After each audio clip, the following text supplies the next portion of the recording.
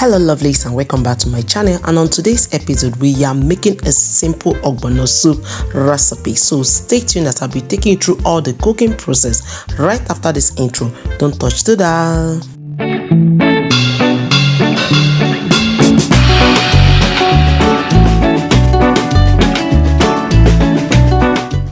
Welcome back. So here is the pure ogbono. I'll be washing this and I put it straight into the blender. I've used this blender to blend the crayfish and onions and fresh pepper. So here is the blending process. I'm using water to blend this ogbono. I'm showing you that you can use water to blend the ogbono and still get the good result. So here is the paste which I have blended into, and in this pot I have the lungs of the cow nicely washed, as you can see. And then I put in other ingredients like the black pepper. I also put in the salt. I also added in other things like the seasoning cube.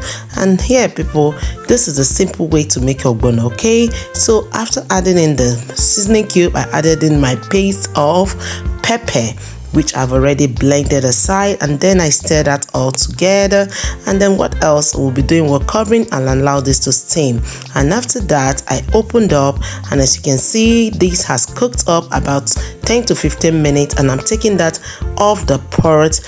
And then I'll be adding in palm oil into this pot, and I will allow this to cook up. And I also added in the stockfish. The stockfish is still a bit hard, and I allow the both to cook up to 5 to 10 minutes, and then I added in other things. So keep watching, and please, if you haven't shared me out, this is the time to do what? Share me out to your communities, and also like this video. Don't forget to comment at the end, even as I just added in the paste of onions, crayfish and fresh pepper. Here comes the ogbono, and I've added that as well into the pot. Look at how the paste is nicely blended, and you can see there are no seeds in this ogbono because my blender blends like magic.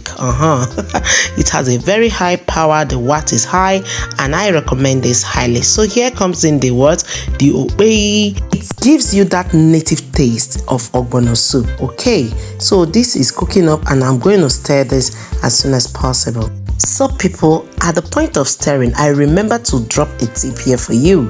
Please, when you're making your ogbono, leave the pot open, let it cook open like all through.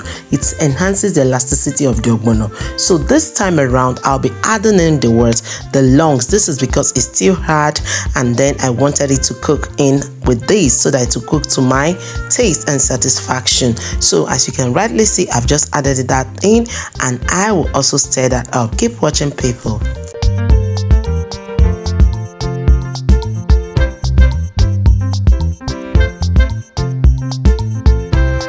So at this point I'm adding in the Kobe. This is Kobe. If you know Kobe, this is Kobe. I've washed out the salt to an extent because I'm not intending to add any other extra salt in this soup. So I just picked what I needed, as you can see, because I'm making another soup with the rest. Okay, so you can see me just stirring that up, and so keep watching people.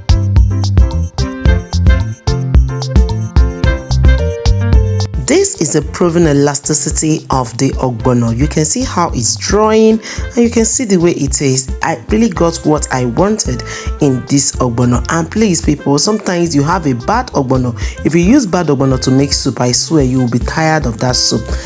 So people, make use of the right things to cook, and thumbs up this video, and that is what it is telling you to do right now. So thumbs up, subscribe, and please don't forget to comment at the end of this video. And sharing is not also to be forgotten.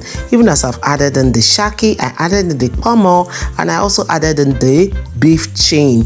All this in one pot. Yes, so we like choo-choo in our pot. And now I added in a little of seasoning cube. Instead of adding salt, I added a seasoning cube because that Kobe had salt in it.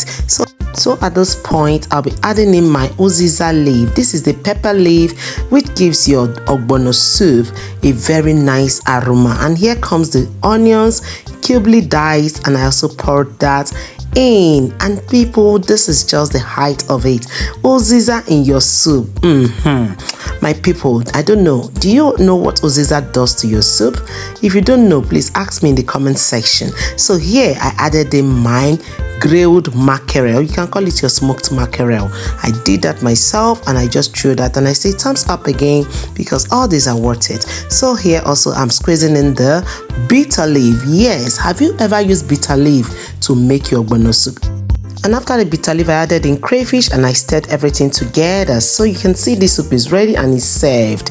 And it's looking so delicious and inviting. And I ate with my green eba. Thanks all for watching up to this time. And it will be a great pleasure to have all your beautiful and gorgeous looking faces in the next episode of Mom Essy Kitchen and More. Remember, I love you all, but in all, God loves you most. See you all in the next one. Bye-bye.